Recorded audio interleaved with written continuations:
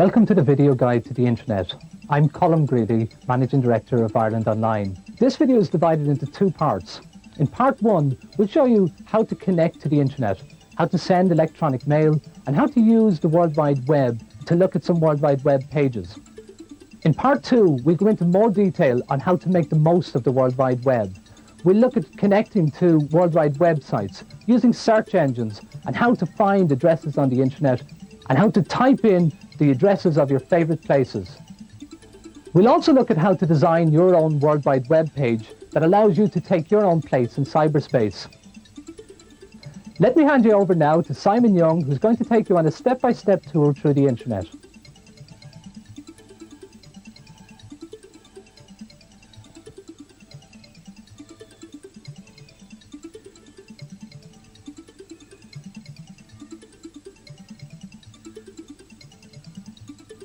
Thank you, Colm. In section 1, we look at the history of the internet. We look at where it came from and where it all started. You may have only heard of the internet in the last few years, but in fact, it's been around since the early 60s. It started off during the Cold War, when the Russians launched the first Sputnik. The Americans decided that they needed some method of communication, so if one of the cities in America was taken out by an atom bomb, they would still be able to communicate with each other. And this is how the world's first decentralized computer network came about. If the Russians did strike, there would still be some method of communication in America. Over the next decade, an increasing number of research agencies and universities joined this network of computers. U.S. institutions like UCLA, MIT, Stanford and Harvard led the way, and in 1973 it crossed the Atlantic to include University College London and Norway's Royal Radar establishment. The 70s saw the introduction of electronic mail, file transfer, and what will become the newsgroups that we know today. In the early 80s, we got Internet Relay Chat, which enjoyed its 15 minutes of fame as an alternative to CNN and all the news networks covering the Gulf War. It was at this stage that business started getting interested at what the Internet had to offer. They started to realize how useful computers could be for exchanging information. Business also were investing huge sums in computer systems. But it wasn't until the introduction of the World Wide Web in the 90s that the Internet really started to take off. The World Wide Web is the graphical interface of the Internet, and it's probably the most popular way of accessing the information. It was also in 1992 that Ireland Online first started to offer Internet access to home users in Ireland. Well, that brings us nicely up to the present.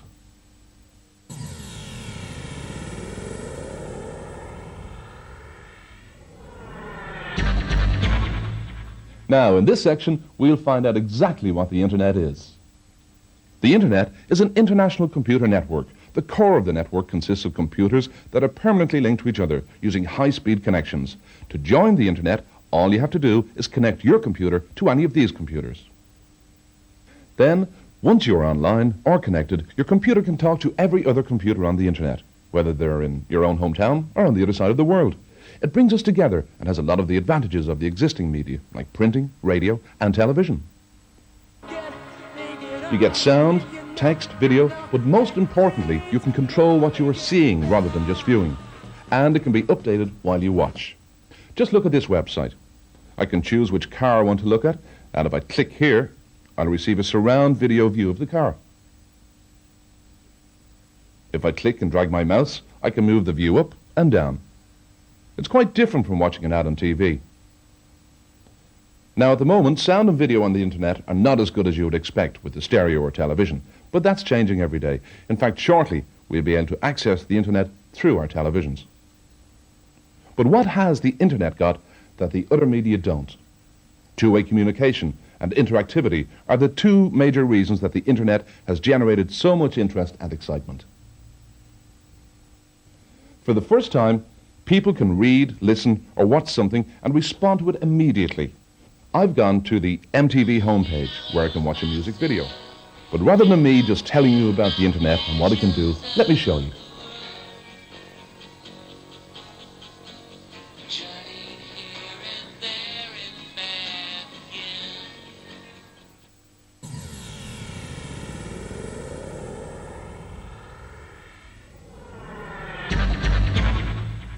So you're asking yourself, what can it do for me? Well, that's like asking what'll a phone or computer do for me. It may not change your life, but it'll very soon become as familiar as using a cash point. It's a new way of using phones and computers to do things we're already doing every day. For example, booking tickets for the theatre, banking and paying bills, searching for information, and sending and receiving messages. The only difference with the internet is that it's just as easy to get information or services from here as it is from 2,000 miles away. The flip side of this is that I can use the internet to make my products or services easily accessible to people all over the world. Whether running a hotel or selling a house, I can have access to the whole world via the internet. In fact, a lot of houses in Ireland have been sold using the internet already. So what the internet is really doing for me is breaking down geographical barriers and making time zones irrelevant, as the internet is open 24 hours a day, 365 days a year. Over 40 million people around the world have access to the internet at the moment. So, once I'm connected, I've easy access to all those people, and they have access to me and my company. Now, you'll probably be thinking that this is marvellous, but it must cost a bomb. But the really good news with the internet is that once you have the right equipment, it's very cheap to be connected.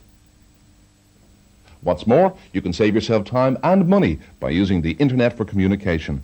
Once connected to the internet, we can do loads of different things. Send messages worldwide in seconds, find information on practically any topic, buy a product, download free software onto the computer, and find and communicate with other people who share an interest. Okay, later in this video, we'll take a closer look at all of these things. Now, how do I get connected to the internet and access all these goodies? First of all, you don't have to be a computer buff to use the internet. Plus, you'll find that it's great fun once you get started. Even if you've never used a computer before, you'll be up and surfing the web within minutes. Now, finding a way around is another matter, but you do have one advantage. You have me to help you on your way. Now, to get connected, you'll need 4 things: a computer, a modem, an internet connection, and a phone line. Let's talk first of all about the computer. Most PCs or Macintoshes will be suitable for the internet. Put it another way, if you can run Windows, your computer is good enough for the internet. Talk to Ireland Online on 604-6800 to see if your computer is suitable. The next thing you'll need is a modem. A modem is like a telephone for your computer, and it allows you to talk over the phone lines to other computers. That funny sound you hear is actually data or information being transferred down the line. There's another modem at the other end of the line converting it back into computer language, so the computer can understand it. There's loads of modems with different facilities available in the market today. Some of them also convert into faxes and answering machines. Because they work at different speeds, it's going to affect the performance you'll get on the internet. So, go for the fastest you can afford. A good rule of thumb is the bigger the number on your modem, the faster it'll work. So a 28800 is twice as fast as a 14400. It'll give you faster access on the internet, which will save you time and money in phone charges. When you're shopping around for a modem, don't be afraid to ask questions, as that's what salespeople are there for. The third thing that you'll need is an internet connection. As I mentioned earlier, to connect to the internet or get online, you need to be able to connect to one of the other computers that are permanently connected to the internet. If you're lucky enough, you might be able to do this through work or college, but most people will need to sign up with a company that provides internet access. There are other ISPs, and here are a couple of things that you should bear in mind before choosing which one to go for. Will I get local call access? Now, this is very important, as the main cost of being online can be the cost of the phone call to your ISP. Ireland Online has points of presence all over the country using PostGem's nationwide network. In other words, you can connect from anywhere in the country for the price of a local call. So, what else should I look for from an ISP? Ireland Online, for example, will send you out free magazines telling you all the latest on what's happening on the internet. And they also have games, chat and news groups. Now, don't worry if these terms don't mean anything to you right now, because we'll be coming back to them in a short while. Next, how much experience does an ISP have? The more experience your internet service provider has, the more likely they are to know what you want and how to deal with any problems that you might have while you're online. Finally, the last thing that you'll need to connect to the internet is a telephone line. Your normal phone line into your house will do fine, or if it's a business, you can use your fax line. Just remember that while you are online, that particular phone line will be engaged. If you use the internet a lot, look at getting a second phone line. It might keep everybody happy.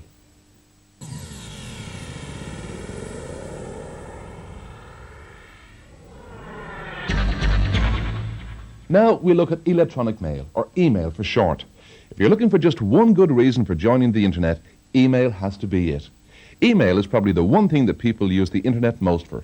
It's a way of sending and receiving messages all around the world within seconds, and it's very easy to do. For example, my personal email address is youngs@iol.ie or simonyoung at Ireland Online in Ireland. Now, I'm going to send an email to my good friend Bill Clinton in Washington. Now, click on New Message. On the top left-hand corner, type in president@whitehouse.gov in the To section. An email address is much shorter than a normal address, but you have to be very careful that you get it exactly right, otherwise it might not get to the recipient. In this case, we are sending the email to President at the White House. Gov means that it's a government body. It could also be com or a company. Now, type in the subject in the subject field and go into the main box to type in the message. In the subject box, just type in, Hi Bill. In the message box, just type in, Dear Bill, I hope you're keeping well. A short note to say that I'll be over in Washington next week. Do you fancy a round of golf? Say hi to Hillary and see you next week. Signed, Simon. Now this is my email message. All I have to do now to send it is click on this little envelope icon on the top left-hand corner of the screen. Now that's queued my message, and now it's ready to go. To send the message, just click Send and Receive in the top menu bar. We see a status report, and that's my message actually being sent from my computer through the modem, down the phone line, over to Ireland Online, and it should now be on its way to Washington as I speak. So, what has that message cost me to send it? It actually cost me no more than making a phone call to my next door neighbor, even though I've sent a message all the way to Washington. I connected to the internet using my normal phone line, and I've dialed into the nearest Ireland Online call centre, so the actual cost of me being online is the standard rate for a local phone call. Once I'm online, I can actually send messages to anywhere in the world, and it doesn't cost me another single penny. How's that for value? Now, if you want to really save yourself money using the internet, just open up your software, type up a few separate messages, and when you're ready, send them all at once. So, type your message before connecting to Ireland Online and queue them up. Then, when you do dial up and make your connection, you can send them all at the same time. So, for example, you could have one going to America, one to Hong Kong, and one to Australia. All those messages will go at the same time, just for the 10 or 11p it costs to connect to Ireland Online. At the same time, any messages that are there waiting for you will get downloaded onto your computer. Oh look, I've already got an email back from the White House. Let's have a look and see what it says. Okay, so I don't really know Bill Clinton, and I've just received back an automatic response message from the White House. Still, I can compare the time that I sent my message and the time it took that message to come back. Only a couple of minutes. And that was a lot cheaper than a fax and faster than a letter. No wonder email is so popular.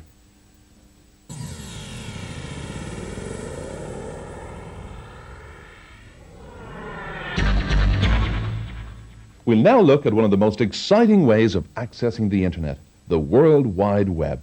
The World Wide Web is probably the best known part of the internet. It's certainly the bit that's written the most about. You'll have seen it written about in newspapers and magazines, and you've heard about it in the news all the time. The World Wide Web, or the web, is the graphical interface of the internet. And the best way to explain it, I suppose, is to show you. So let's just jump right in. Now, to use the World Wide Web, we have to use something called a browser. A browser is just a software that allows you to use the World Wide Web. Your internet service provider will give you the software when you sign up. Otherwise, you might have it on your computer already if you have Windows 95. The browser that I'm going to use today is called the Internet Explorer 3, which is made by Microsoft. Just click on the Internet Explorer icon. That'll open up my browser, and I'm connected. The first thing that I see now is the Ireland Online homepage, because I'm using Ireland Online as my ISP. On this page, there are links to other things that I might be interested in.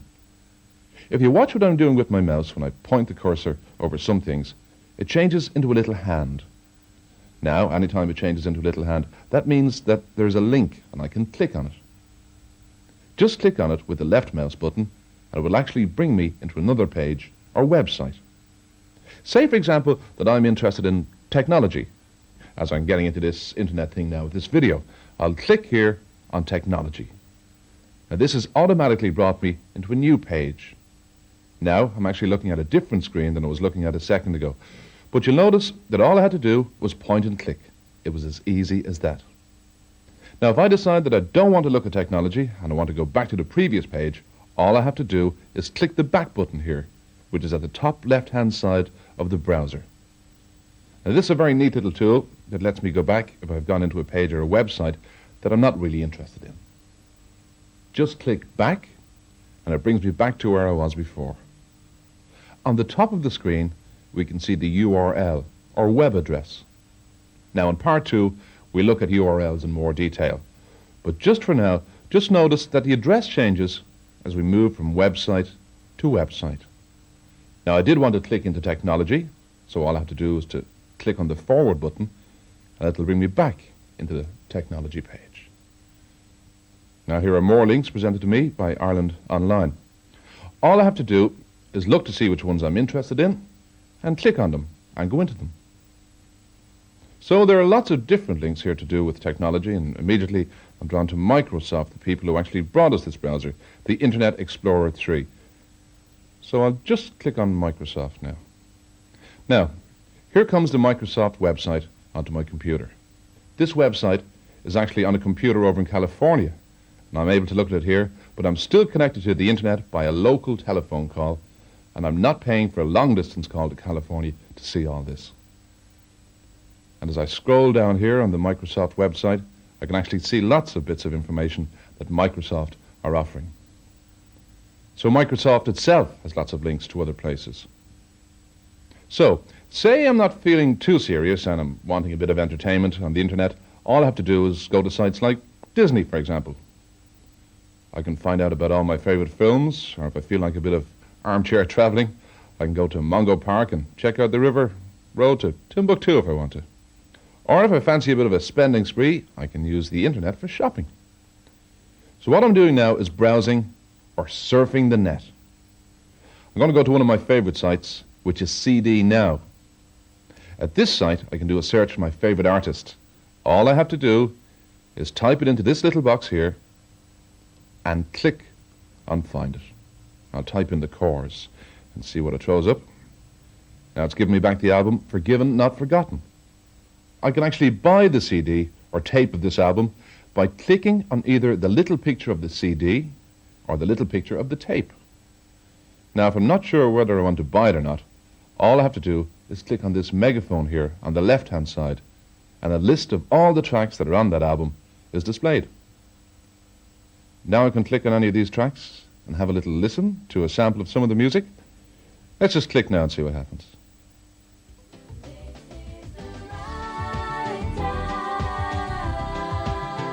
So there it is, playing now. Not exactly CD quality, but it will give you a little taste of what it's like, so you can buy the album online if you want to. But the internet isn't all about fun and games. It's absolutely packed with information that would be a great help if you were ever doing a project. I can go to the History Net and find all about World War II. There's lots of information on the internet as well. And if you're using it for business, just go back to the Ireland Online homepage and go into the business section. You'll see here market rates courtesy of NCB stockbrokers, information from the Small Firms Association and IBEC. Or I can just click into information from Wall Street and get stock quotes from the European and world markets. I can also get information on companies. So I hope you can see that there's absolutely loads of information on the World Wide Web about absolutely everything and anything. It doesn't matter what you're interested in. If it's work or play, business or pleasure, you'll find something on the World Wide Web that's of interest to you. I mentioned earlier that you can get free software on the internet. Well, here's a good site where you'll find loads and loads of free software. At this site, you can download all this software for free. There's graphic software, business software, web-related software, screensavers, utilities, games, you name it, it's all in here. So that's the World Wide Web, and I hope you can see why there's so much excitement and interest in it. It's absolutely stuffed and packed, so you'll find something that you're interested in. Another part of the internet that you might not have heard about are news groups. News groups are really like notice boards where people with similar interests can have discussions with each other about whatever it is they're interested in. Now, to get into news groups, I just have to open up my internet news software by clicking the Start button and selecting it on the Programs menu. My ISP provided me with this software when I signed up, and once that is open, all I have to do is click on the Newsgroups icon, which is a picture of a newspaper on the top right-hand side of the toolbar, second from the right. Then, just type in a word to search for that I'm interested in. I'll just type in genealogy and see what happens. Now it's come up with a list of different genealogy news groups, and I can scroll down and pick whichever ones that I'm interested in. I see here there's one from the UK and Ireland, second from the bottom, and I'd be very interested in that, so I'll try and trace back my roots. All I have to do is to click once on Genealogy UK and Ireland and click on the Go To button at the bottom of the screen.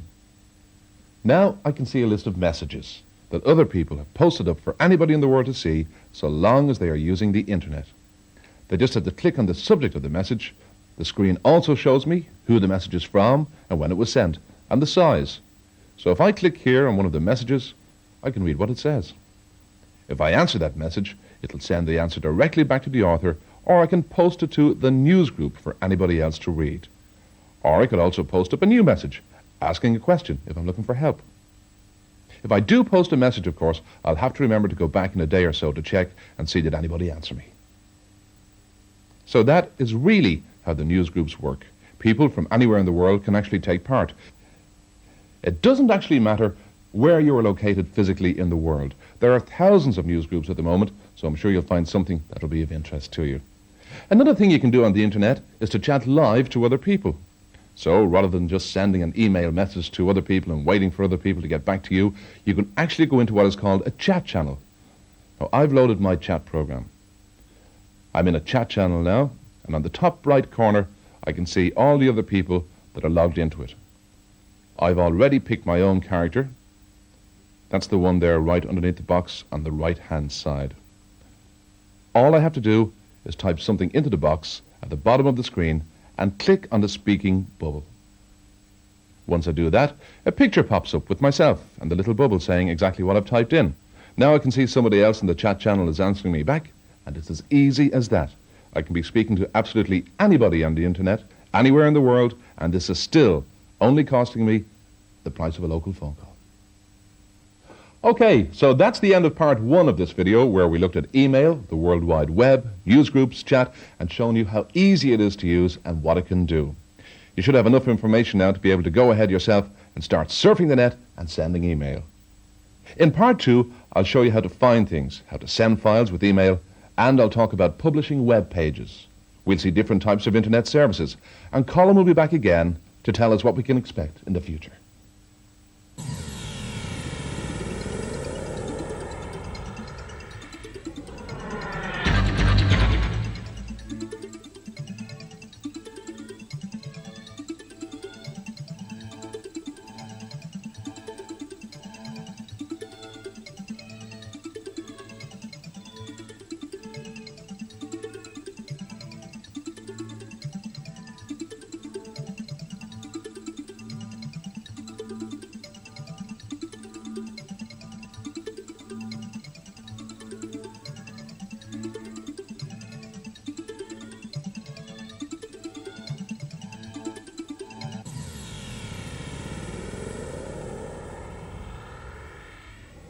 Now, in part one, I found my way around the World Wide Web just by clicking on the links. By doing that, I was surfing around without necessarily having to know exactly what web addresses the websites are at.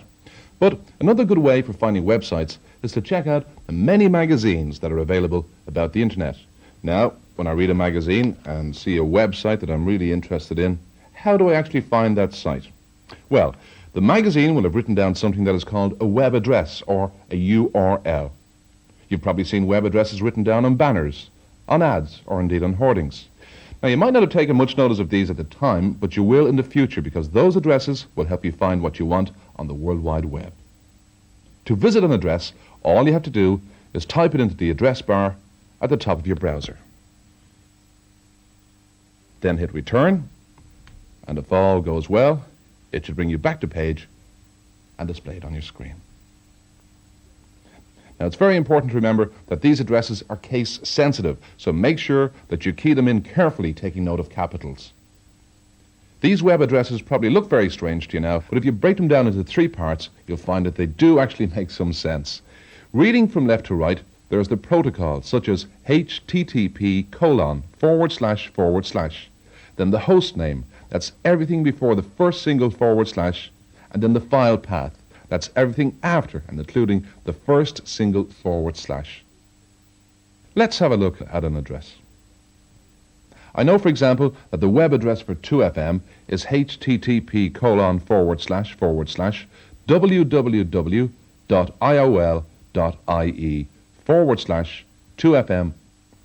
Now, I just typed it into my address bar, making sure that I'm putting in / and not backward slashes, and it'll bring me into the 2FM website. Now, if I want to break that address down, the first bit, http://www, tells me that it's a hypertext file that's located in the World Wide Web. Then the domain name, the middle bit, .iol.ie, tells me that it's in Ireland, because anything ending in .ie is in Ireland. You might see others ending in .co.uk. That means that it's actually a company in England, simple as that. The .ie is for Ireland, and the .iol tells me that it's on Ireland Online. So far, I've been told that it's a hypertext file located on Ireland Online, in Ireland, and the /2FM part tells me that it's the name of the directory of Ireland Online. I've got a magazine here called .ie, which is Ireland's internet magazine. Now, if I look through this magazine, I can read all about lots of different kinds of websites. When I find one that I like, all I have to do is read the web address that's given and type it into the address bar in my browser. Okay, so we've shown you how to find things on the World Wide Web by using links and by typing in web addresses or URLs. What if I'm looking for information about something and I don't know any links and I don't have a magazine giving me the web address? How would I find something like that? Well, I would use something called a search engine. A search engine is really a database, a very powerful database of everything that is on the internet. If I click search on the top part of my browser between home and favorites, then enter the words or a phrase of something that I'm looking for and click the search button. Let me just type in Australian wine. Click on search and I see that it displays thousands of websites to do with Australian wine. Now, these are in link formats and I have to just click on any one of these. Now, I can do that with any topic, any subject at all, to help me find things on the World Wide Web. Search engines are extremely handy as you don't have to remember a web address or a URL. Once you do find websites that you're interested in, and that you know that you want to go back to again and again, you don't want to be bothered having to go through the search engine each time. Well, you don't even have to bother writing down the web address or remembering it. You can use a thing called favorites or bookmarks. This is just a feature in your browser in the toolbar at the top. When you come to a site that you know you are going to come back to again and again, say the Australian Wine online homepage, all I have to do is click on favorites. That's the icon on the toolbar. It looks sort of like a folder. Click on Add to Favorites and hit OK. Now if I click on Favorites again, I can see that Australian Wine Online is included in the list, and all I have to do is click on it to bring me back to that page. So favorites or bookmarks are really useful ways of finding your way around the internet, and I use them all the time. Well, now we look at downloading some stuff. One of the first applications you should download is zip software. A lot of the software on the internet is zipped or compressed to reduce time of downloading, so it'll come faster onto your computer. But that means that when it comes on your computer, you have to be able to decompress or unpack it. I'm going now into Ireland Online Software Archive, And I'm just going straight into the Windows 95 section because that is what I'm using. There are 3 different sections for Macintosh and Windows 3.1. I'm now at a menu of applications, and the one I'm looking for is Compression Utilities on the top right-hand side. So I'll just click on that, and I can see 3 different compression utilities there. I'll just click on the first one there, WinZip for Windows 95. Now it's come up with a dialog box asking me what I would like to do with this file. I want to save it to disk, so I just click OK. Then it displays a Windows dialog box asking me which directory I would like to save it in. And I want to save it in my temp directory. So I just click Save, and I can actually watch while the file is downloading from the internet onto my own computer. Now, once it's downloaded, I just need to go to my Windows Explorer and go into the temp directory. I can see that WinZip 95 is there in my temp directory. And all I have to do then is double-click on the WinZip 95 and then press Setup to install the program on my computer.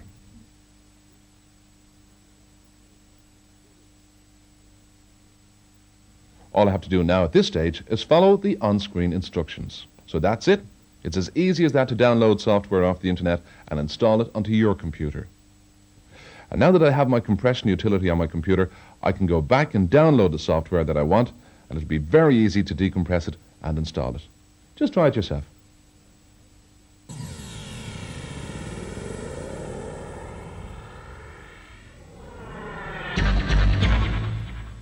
Now, let's just go back to email for a more in-depth look. Email isn't just about sending and receiving messages. You can send more than just text. You can actually send files along with your email. I'm working on a new graphic or design, but it could have been a Word document or spreadsheet. I've started the graphics, but I'm not very good at graphics applications, so I wanted to send it off to my designer. All I do is go into email and type in the email address and the subject, and then click on this paperclip here on the toolbar. This is how I insert an attachment on my email. Once I click on the paperclip, it opens up a Windows dialog box. I just browse around and find the file that I want to send and click Attach. Now we can see at the bottom of the screen that graphic file is actually attached to my email. Now all I have to do is click on the envelope on the top left-hand corner as usual and click on Send and Receive when I'm ready to send it. When I receive an email with an attachment on it, a paperclip shows up on the right-hand side of the screen. When I click on it, it shows me the name of the file, and I can click once on it. That will automatically open up the application that will display the file, and I can work on it. Another great thing you can do with email is type up one message and send it to a number of different people all at once.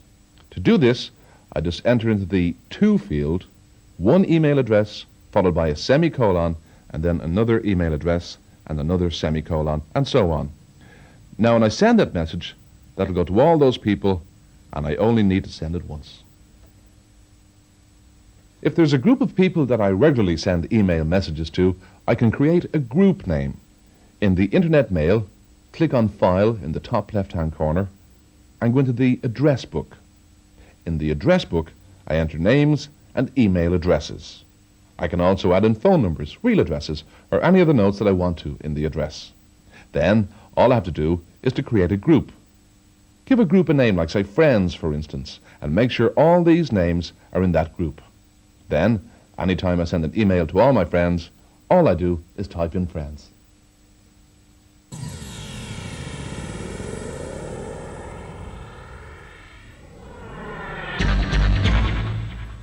I'll now show you how to create and publish your own web pages. A web page has to be written in HTML. That stands for Hypertext Markup Language, and it's the language of the World Wide Web. Web pages have to be written in HTML because they must be able to be read by anybody, anywhere in the world, using different types of computers. To have a look at HTML, all I have to do is click on View and then select Source. Just have a look at that. That is actually the programming that is behind this particular page. It might look a little bit like gobbledygook to you now, but the good news is that you can get some software that will help you write your HTML code. You can download some of these HTML editors from the internet itself. A good place to start would be Microsoft's website, or Hot Dog is a popular web offering too. You can find that at www.sausage.com, so that's an easy one to remember. You can do a search to find other kinds of HTML editors or web authoring tools. If you have a business account with Ireland Online, you don't actually have to know HTML. You can stay away from all that techie sort of stuff. Just go to the web manager, which is at www.iol.ie/webmanager, and go in and create your own homepage online.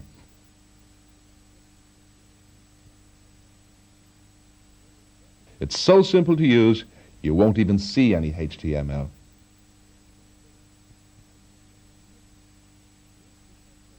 The second thing you'll have to consider with a website is the hosting of it or getting it online. Where are you going to put it? How are you going to get it on the internet? Most internet service providers will allow you to have a certain amount of space to allow you to put your website on their servers. So, once you've designed your website on your own computer, all you have to do is transfer the files over your internet connection up onto the server.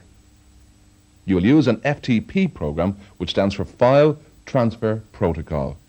Again, this is a piece of software that you can download for free off the internet, and it makes it very easy for transferring files from your computer to your website online. Then, anytime you want to make any changes to your website, all you do is edit it on your own computer and upload the files again, and they'll overwrite the files on the server, and your website will be updated. With the Ireland Online Web Manager, you don't even have to bother with all of this FTP stuff. It'll be done automatically for you. The next thing to consider when publishing your web page is the promotion of it. You can't just create a web page and upload it and leave it there. You really need to promote it and advertise it. You can start doing this by asking your internet service provider to link it for you. So, for example, if you had a personal homepage on Ireland Online, you can get Ireland Online to put a link to it in the list of subscribers' homepages. Also, if you're going to create a web page with the web manager with a business account, you can get your website linked in Ireland Online Business Park, which has its own little search engine. That way, anybody searching for a business in Ireland in your category will be able to find you there. You can also register your website with all the international search engines. Usually you can register your own website by going to the search engine itself. They'll often have a button called Add URL or Add Website. Then just follow the on-screen instructions there. If you have a big website and you want to attract an awful lot of traffic to it and have a bit of money to spend on it, you could also consider taking out advertising for it. You could take out a banner with the search engine, for instance, or even on the Ireland Online homepage itself. Finally, you should always include your email address and website addresses on all your normal printed advertising, letterhead papers, compliment slips, or business cards. Or try to get an internet magazine to write about it. It's also very important to give people a reason to come back to your website again and again. Once you have a website, make sure it's updated regularly and try to find a way to add some value to it. If you can give away information which is going to be useful to people, then they'll come back again and again to visit your website. Try having a competition or whatever type of promotion would suit your company. When you're designing your website, make sure that it's easy for people to find what they're looking for. If there are loads of graphics, do bear in mind that there are people out there with slow modems that might have to wait a while for your pages to download. So, if you're going to make people wait, you better make sure that it's worthwhile or they won't come back again and again. It's very easy to get a website. You can always start off small with Ireland Online's professional services, which include free use of the web manager to create your own website and a free listing in the Ireland Online Business Park. From there, you can work your way up to an all-singing, all-dancing website like CarPoint, which we looked at in Part 1. The main thing to remember is that you should give as much care and attention to your website as you would to normal advertising.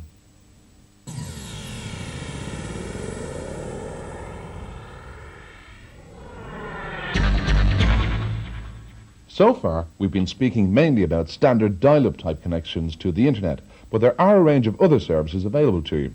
You can have a company-wide email if you need everybody in your company to have access to internet email. But that's if you have a network of computers in your company. Then everybody on that network will be able to use email. There's also a service where you can get everybody in the company to have full access to the World Wide Web as well as email.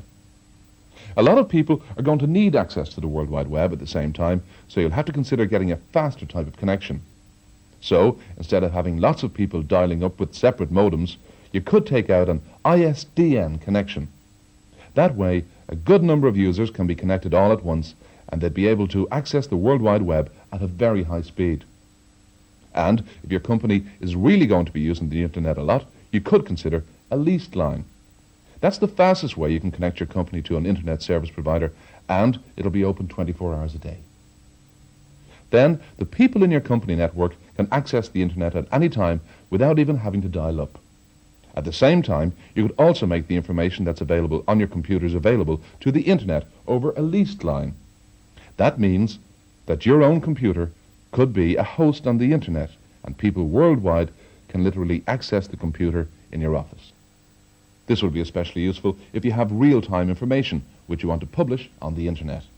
However, if you're going to do something like this, you'll also need to consider some security measures.